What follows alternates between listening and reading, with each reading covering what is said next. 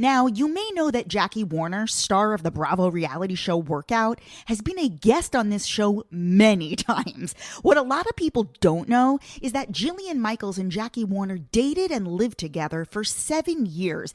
So I've compiled the best of my convos with Jackie to shed some psychological insight on Jillian Michaels, as I consider her the primary source on the subject. We get into The Biggest Loser, Bob Harper, how Workout came to be, and a lot more. How did you meet Jillian Michaels initially? I met Jill at a lesbian bar. She was 21. I was like 30. I think I'm like 9 years older than her. I had just got carjacked that night. And on the way to a date, and someone at gunpoint took my car and my purse and everything. And so I was super bummed out. So who do you call? You call your best friend. So my best friends come pick me up and they say, you know what? They had a bottle of tequila and they said, tequila will solve this feeling. So we went from bar to bar and we ended up at this dive bar, Palms, and it was on Valentine's night. Nobody was out on Valentine's night because they were all booed up. And Jillian was sitting across the bar and I said, God, there's no good looking girls here. And my friend said, well, she's pretty cute. So I saunter over there, say something, try to order a drink. And she told me that when she got in the car and left that night, we exchanged numbers, that she had envisioned me and had several dreams of exactly what I look like. And she knew that we were going to be quite the item. And we were. I mean, that's the longest relationship that I had. I got her into training. I hired her at my first gym that I owned. My second gym we owned together. I turned down The Biggest Loser and put her up for it. I mean, I was the older one. You were offered The Biggest Loser? Yeah. But I couldn't because I just opened my $1 million beautiful gym that was on Workout. I had put all my money into that gym. And I knew if I was going to be full-time working a TV show, I would lose all my capital and it would all go to waste because I was more the management. Jill was the training. She was like the big mouth and I was the management behind the scenes.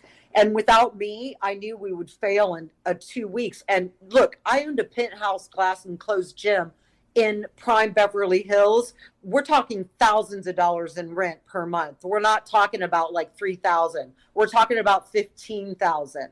And so there's no way I could have done that. So I just said, Jill, go to this audition. And you know what? I'll be honest. I've thought about this.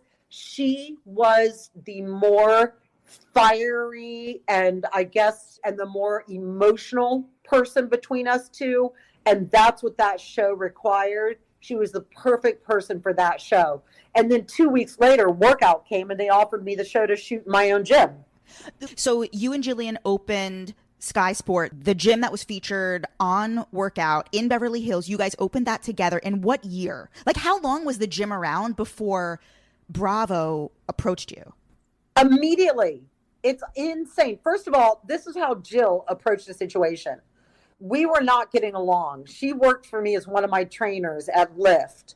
And she's so loud and damn obnoxious that it was really difficult in that small gym to work with her. So we were arguing a lot. Our relationship was pretty much over at that point. I told her, I'm going to own my own gym. I'm going to hire doctors to work for me. I'm going to be in medical management. And her answer to me was, if you don't make me your 50% partner, I will work against you. And I will take all your clients and I will open my own gym. Well, we broke up when she said that. But she's dangerous. So I made her my 50% partner. When she got Biggest Loser, though, she never spent even one day at the gym. She got Biggest Loser immediately. And I got Workout only 2 months into owning the gym. So basically, I had to pay her off just to go away. So I paid her off to go away within, say, 4 months of me opening the gym. I know this sounds like a trashing Jillian thing, but I've never told people any of this ever in my entire career. And these are true stories about 2 different ways to manage business. There's my way, and then there's her way. And they both get you to success, but her way leaves a lot of bodies in a river. You know what I mean? Like, once she sued me and said she was going to come and start writing $50,000 checks off my business account in a gym that she never even spent one day at, I had to just pay her the money and get rid of her. And I think that's wrong. I think that's really horrible to do to somebody that you spent 6.5 years with. Do you know Bob Harper at all? Yes. He never really comments on her. He has a love-hate relationship. He hates her. So let me tell you, at the Abbey is a popular bar in West Hollywood. Yeah. And we'd all go on Sundays to the Abbey for years. Bob Harper was always there. He would get drunk and he would trash her like you would not believe. He's afraid of her. One, because she controlled Biggest Loser. She did a lot of things, including cheating, and she controlled it. And he told me all the scoop on what was going on in that show. He never won. He was the biggest loser because he never won one contest. Jill won every single contest, every single series. So he hated her. He was envious of her, but a part of him also admired her shark-like instincts. And I think he was afraid of her. I really do. Andy Cohen, he's often asked, like, who was the worst guest you ever had on Watch What Happens Live? And he's very vocal about the fact that it was Jillian. And the reason is because she screamed at his staff. Yes, she's horrible. She's just a horrible person. I mean, if you don't get that from, throwing wads of money at low-income people or calling somebody a fat fuck, when you're in The Biggest Loser and you see an obese guy at a table and his butt's hanging out, and then you very loudly see that fat fuck there. I mean, she's a horrible person. What was the best thing about being with her for so long? That we really pushed each other in regards to fitness. We were both crazy about fitness, and it happened together. I'll never forget it. We saw Terminator. Terminator 2 came out with Linda Hamilton. And the famous scene where she's jacked and she is doing pull-ups in her mental health cell. Jill and I we didn't even look at each other. We grabbed each other by the arm and we were looking at that. And the moment we got into the car, we were like, that's us. We're going to start working out together and we're going to get our body jacked like that. That's how I want to look. And we fucking did it. And I had learned since I was 21, but Jill didn't start until that movie, really. And so we started training together side by side, like two partners that were going for a gold medal. Like we were serious into it. We spun the hardest class in the world 7 days a week, girl. And then we would go hit the weights. And it was our life. And our bodies totally transformed and we became obsessed with it. And the one thing I can tell you, the great thing about finding fitness and getting into fitness is that it becomes the healthiest obsession you'll ever have, the healthiest addiction. And your confidence level and your sex appeal goes from 10 to 100. You just become this beautiful, no matter what your looks are, your physical appearances, your energy, your sex appeal, your confidence goes from 0 to 60 with your fitness levels. And that's what we were looking for. And we could not have gotten to where we are today without. Do you guys have still have any mutual friends left, or that's long gone? No. You were either a Jillian supporter or you were a Jackie supporter, and the two never crossed, or at least since after we broke up. After we broke up, she did weird things. Like she wrote about me a lot in her first book, things from her perspective, ways that I emotionally and verbally abused her. But she changed my name and called me John because she was so afraid of being outed. Jillian didn't come out until like after Biggest Loser because NBC said, you better not, because a lot of middle American Republicans and conservative people love Biggest Loser because they also are obese and they like to see the challenges. I mean, I'm the one that got her out of so many things, like cheating. She cheated on Biggest Loser. I'll tell you that. And they caught her. And I said, okay, she was freaked out about it. Like, they're going to fire me. I'm over. I said, okay, have them come to Sky Sport, my gym, and I'm going to give you like a Valium. So I gave her a Valium and I said, don't say a word. When they come in, I'm going to greet them at the elevators. I'm going to motion them in to my office, and I'm going to sit in my office chair, and they can sit in the 2 little chairs or 3 little chairs across from me. And I don't say a word, and I put my hand on her knee under the table. And the attorney was there. They wanted me to look at this footage. First of all, they're like, "Who the fuck are you?" And they didn't ask me, but they're like, I totally controlled the meeting completely. She knew she was in the wrong. She knew she'd cheated. And I knew she'd cheated, and she admitted to me. So they had the footage to show her cheating. And I scooted the video in the laptop, and I said, we don't need to see that. Jill's well aware of that competition. So what are you here to say? Do you have a contract with her this upcoming season? And the attorney was like, well, we unfortunately did not have her sign her contract for this upcoming season. I said, well, that's what we're talking here today. If you still want Jillian to do next season for you, do you have the contract with you? I suggest that you sign the contract right here, and let's move on with a great show that you guys have got with Jillian and Bob. So I never saw the footage. Jill never had to relive that footage. It was never seen again. And guess what? I got her to sign for a 3rd season. So I got everything she wanted. And I did things like that for her all the time. So where did this antagonistic relationship, because she now thinks that I emotionally and verbally abused her. She's made it very clear to me that that's how she feels. But why? Where is she getting that from? I think from the fact that I was like 27 or so when I met her, and well along in my career in the entertainment industry, I did stuff. And I think she was 21. She was working as a bartender. There was no, like, when I first came over from a date and we first slept together, I came to her apartment and she didn't have sheets on the bed. I mean, I was a grown woman. I'm like 28 years old. And this girl was a little girl. She had a terrible childhood with her father. She was an only child until he remarried. She has a lot of her dad's personality, and he was like an ambulance chaser, like a really not morally not good ambulance chaser. And she took after him. So she's very shady. Every bar she's ever worked with as a bartender, she would steal thousands of dollars. Thousands. She'd come home and just put down a roll of $100 bills she stole from every single bar. So I was like, you can't keep doing this. And I told her, I said, I'm a person, I'm a professional person. I don't want to date a bartender who makes all their money just stealing from the till. I don't want to do it.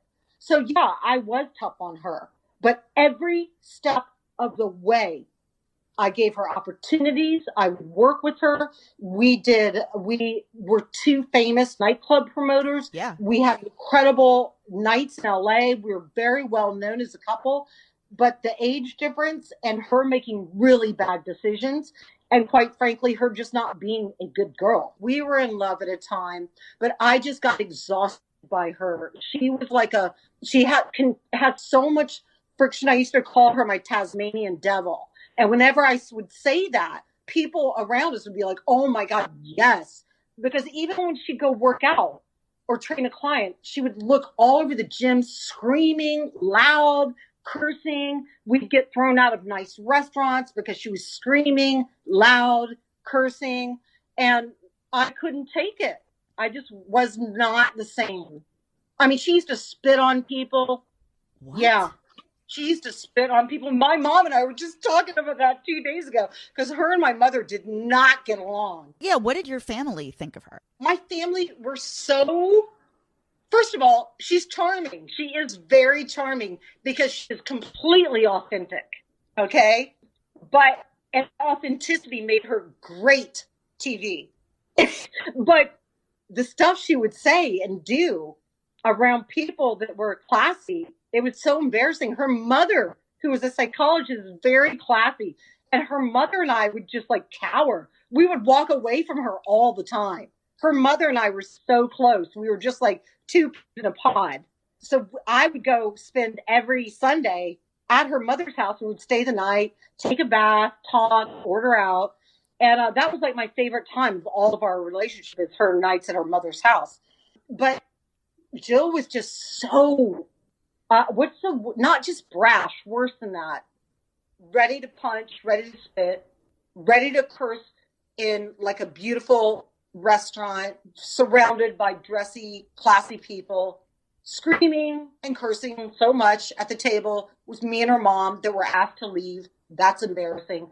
Too many things like that where I just fell out of love with her completely. And then she said later when we talked about it, I said, look, I can't live with you anymore. It's too intense. I just can't. I want to get my own apartment. And I said, I still want to date you. We can still date, but I cannot live with you anymore. I can't take it. And I moved out. That's a death knell for a relationship. You can't say I still want to date you, but I want to move out after 7 fucking years. I thought that would be great. She told me later that that's when she fell out of love with me. So even though she said that she knew it was over. I thought, we're fine. I'll see her on the weekends or something. And, and so I thought everything was fine, but Wow. But I couldn't live with her. I got to the point where I couldn't stand to hear her breathe in the bed. I mean, it got so bad. Like, she got under my nerves so much that I could not do day to day with her. I remember, particularly like the first chunk of time that Jillian was on The Biggest Loser, there was a lot of criticism in the gay community. Like, I used to write for this lesbian website called Autostraddle, and I remember at the time we were heavily criticizing her because her big, like, quote unquote coming out was, I think, with like Red Book magazine, and she said she was bisexual when like we all knew she was gay. What was your experience of all of that, like, while she was closeted on The Biggest Loser and actively hid it? She was so scared. And I don't blame her. And if I honestly, I think one of the big mistakes I made is to not say I was bisexual.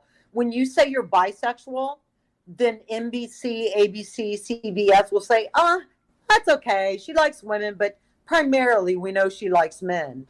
I lost so many opportunities to people that didn't even have near my experience or name recognition just because I was gay. I had the head of marketing at Sears say, we love you. We wish we could do an all over store branding with you, but the gay thing, we just can't do it, which I could have sued that fucker. I could have sued him because he said it right in front of my agent after our third dinner together that they just can't work with me because the national public doesn't, won't like that I'm an out gay person. So, it has held me back from being on the cover of Self and Shape. I know 100% they wouldn't put me on their covers, even though I was on the covers of more legitimate magazines. I was getting $300,000 deals when people that were not even well known were getting $1 million deals. And I know that being and saying I was a gay person, an out gay person, hurt my finances, and it hurt a lot of my chances and opportunities. And that's a hard, cold truth that no one wants to talk about. Plus, it's different now. Remember, I was only about the second girl that was out. It was Ellen and it was me. And it was early times, and people were not accepting. It's basically I've turned off more than half of America because I'm out, because that's what it is, because men just don't want it. Why did you guys break up? She's a lot to handle. She is, I used to call her Tasmanian devil. She got herself worked up into what you see on Biggest Loser, take that times 10, and that's her personal life. She always behaves in that same way. She's got a lot of anger issues. She's very, very aggressive. I could tell you hilarious stories to back that up, but I won't, just for her sake. But she's got major anger issues and major, everybody's out to get her. She's one of those kind of persons that it's black or white. You're either all good or you are evil to the core. And most people avoid people that they consider evil to the core. She doesn't. She goes after you and she tries to destroy you. And I've seen it with her friends. I've seen it. She got married to help her best friend get his green card, and then she destroyed him. And he had to fight for 9 to 10 years after they got married to stay in the country. And even though she and I were just friends at that point, I'd say, what you're doing is wrong, Jillian. You're hurting somebody's life. Stop doing this. Why did she marry somebody? She was trying to help her friend get a green card. I mean, what was in it for her? Like, she was just doing it to help her friend? She was just doing it. He was her best friend, and he was gay. Okay. And so they lived together for a short time. His name's David Ross. And he actually made a movie that did pretty well about the entire situation. Jill, he started getting really close to a boyfriend and cutting her out more and more, as we do when we fall in love. Our best friends, unfortunately, go along the wayside sometimes. It made her so envious and angry that she started targeting him aggressively and divorced him like 3 weeks after they got married, just so he would be thrown out of the country because she was punishing him. And I've got story after story of her doing that to people in her work environment and in her personal life. And it's just not, I don't operate that way. You know, I don't try to actively hurt people just because I don't like them. When was the last time you saw her? Like 4 years ago, but it wasn't a good time. I mean, she screamed at me that I was a monster and then wanted me to ride in her Lamborghini, and I didn't want to. I mean, she's just all over the place. When she picked me up, they wouldn't let me leave my car at Pache, for instance. I'll give you an example. And I said, guys, come on. It was the valet. It was the Mexican valets. I said, guys, please let me just leave my car. I drove a BMW at that time at Pache because we were going to go down the street and have dinner somewhere else. And we both lived in the same neighborhood. And she starts screaming at the guy at the top of her lungs, wads up a $20 bill in her hand and throws it in his face. That's Jill. Now, is that normal behavior to you? So the mean parts that you saw, that's her whole personality. But she's just manipulative enough to also, on camera at least, show you sweetness and consideration. Yeah. Yeah, I watched her reality show, the one she did with her partner at the time and like her kids, whatever. Yeah. Well, it was just gratuitous wealth. It was just constantly talking about how rich she was, and she constantly complained because I watched that show. I was curious myself. And every time she would sit down for an interview, all she would do is say, I'm it's too much. I'm pulled too thin, and Heidi wants this, and the kids, and then I gotta do this, thing and this show and that show. Look, when you're that filthy rich as she has become, you keep your mouth shut and you just pretend that you are thankful for everything. Like the Kardashians. The Kardashians are super smart. They're pulled every which way. They're filthy rich. Every time they get on camera, they say, blessings. They say, oh, it's all good, and I can't wait to show up to this photo shoot, and we got to go to New York, and it's going to be fun to Paris. Now, they're miserable. I'm certain they're miserable with their schedule, but they would never let you see it because the average person's working as an accountant or at Walmart does not want to see a very wealthy person with 2 homes and a G-Wagon and a family, a wife that she supports, complain. And I think that's why that show got canceled. I think it's because she wasn't very likable on it.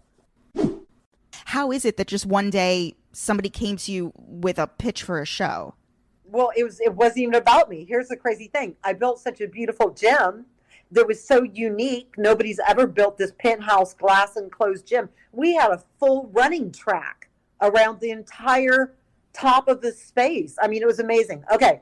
So I built this beautiful gym, and Amy Spall was the executive producer of a show. She worked for Mintorn Productions, which is a British company. She came and she wanted to lease my space to do a TV show in.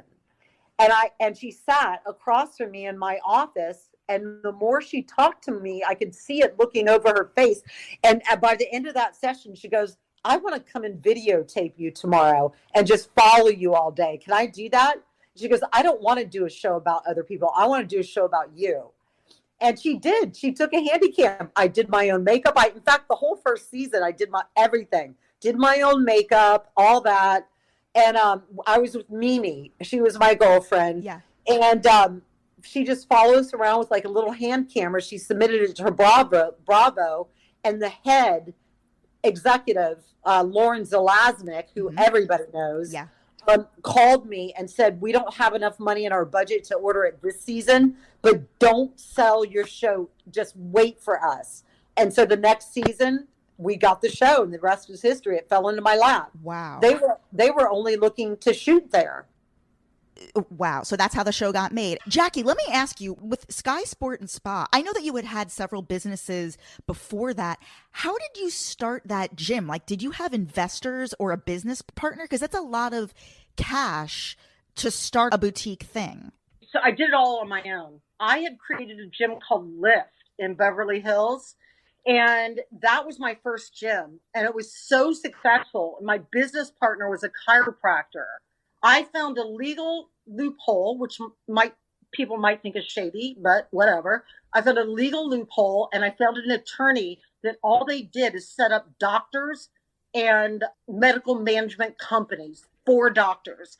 You cannot take a percentage of what a doctor takes when they see a patient. You can only pay that doctor as an employee, and then you take a cut of that business, but it has to be very legally done.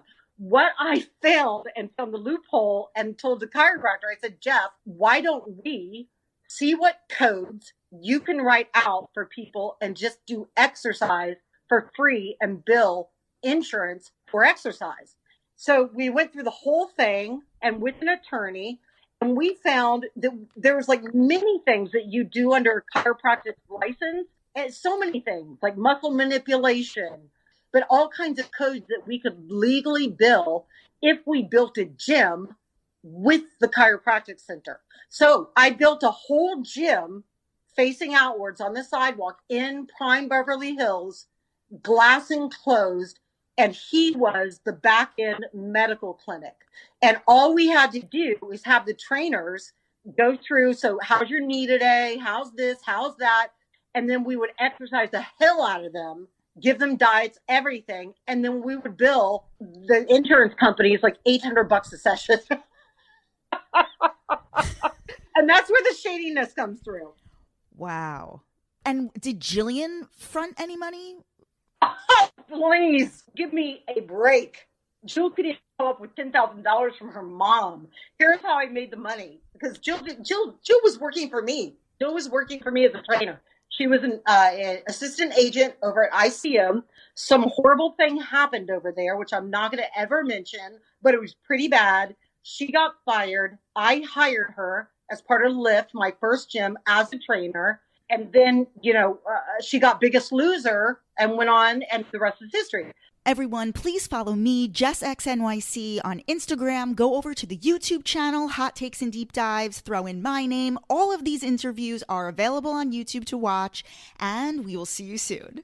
50-50 doesn't always mean half and half. Sometimes it's a full fridge flex. The Midea 50-50 Flex isn't just a freezer. It's not just a fridge. It's both, or either. As the industry's first dual compartment 3-way convertible freezer, the 50-50 Flex gives you 100% control. It's garage ready for just about anything. Hosting friends? Go all fridge. Stocking up? Go all freezer. Need both? Split it 50-50. The Midea 50-50 Flex convertible freezer. The freezer that flexes with your life. Midea makes the wow.